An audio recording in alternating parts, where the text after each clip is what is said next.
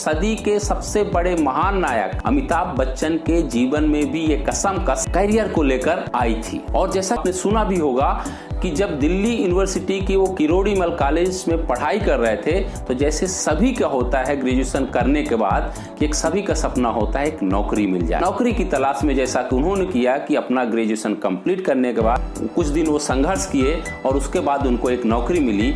कलकत्ता में 1 साल नहीं, 2 साल नहीं, बल्कि पूरे 7 साल काम किया। जबकि उनका ग्रेजुएशन लेवल तक यदि हम इतिहास देखें, जो हमें पता है, जो हमने सुना है, तो उनको ड्रामा में बहुत अच्छी रुचि थी, आकाशवाणी में बोलने जाते थे, तो उनका इंटरेस्ट कहीं और था। लेकिन करियर का चुनाव जब उन्होंने किया तो एक तरह से अपने दोस्तों के प्रभाव में, अपने हॉस्टल में जहां वो रहते थे उसके प्रभाव में उन्होंने एक नौकरी चुनी।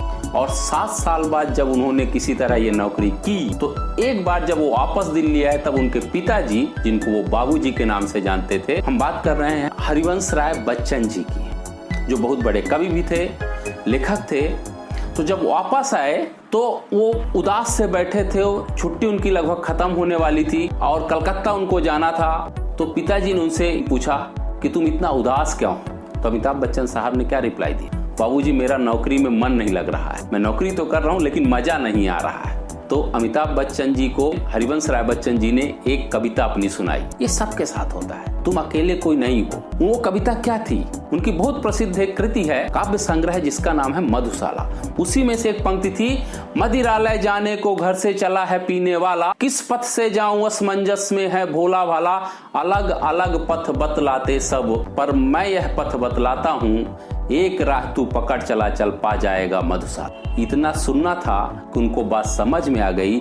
हम आपके लिए बताएं मदिरालय है क्या? मदिरालय यही जिंदगी का वो लक्ष्य है, जो टारगेट है, जो कैरियर है, जिसका चुनाव हम सब लोग करना चाहते हैं। मदिरालय जाने को घर से चला है पीने वाला।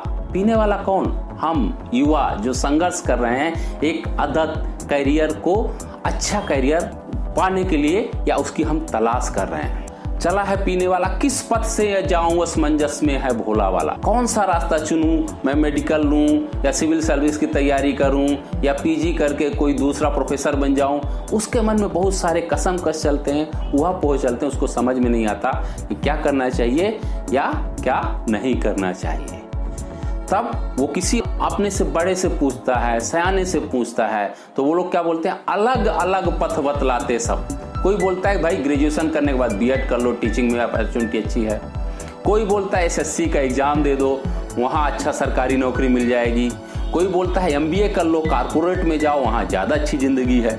तो सब लोग अपने अपने आइडिया और समझ के अनुसार उनको रास्ते बताते हैं, अलग अलग पथ बतलाते सब, पर मैं यह पथ बतलाता हूँ, एक राह तू पकड़ चला चल पा जाएगा मधुशाला। ये कैरियर का निर्धारण एक बार करो, सोच समझ कर करो, और उस रास्ते से फिर कभी डगमगाना नहीं, मुड़ना नहीं।